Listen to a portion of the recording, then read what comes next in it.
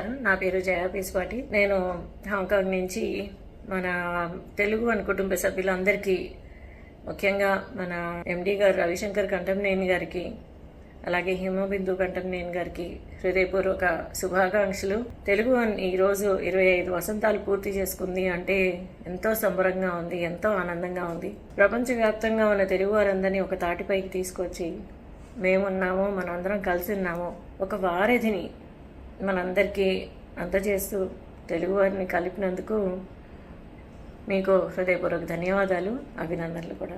ఇలాగే మన తెలుగు వన్ ద్వారా ప్రపంచంలో ఎక్కడెక్కడ ఉన్న వాళ్ళు తెలుగు వాళ్ళతోటి పరిచయాలు అవడం, వాళ్ళందరూ కూడా కుటుంబ సభ్యుల్లాగా ఒకళ్ళనొకళ్ళు పలకరించుకుని మేమంతా ఒక కుటుంబంగా మారటం అనేది చెప్పుకోదగ్గ విషయం.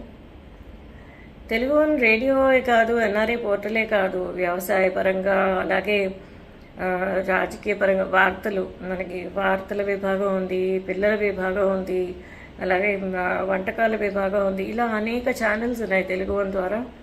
ఈ ఛానల్స్ అన్ని ద్వారా కూడా తెలుగు వన్ మనకి ఎన్నో అభ్యుదయ కార్యక్రమాలను అందిస్తూ తెలుగు వారందరికీ ఒక వారధిలా నిలబడి చక్కటి కార్యక్రమాలను అందిస్తూ ఉంది.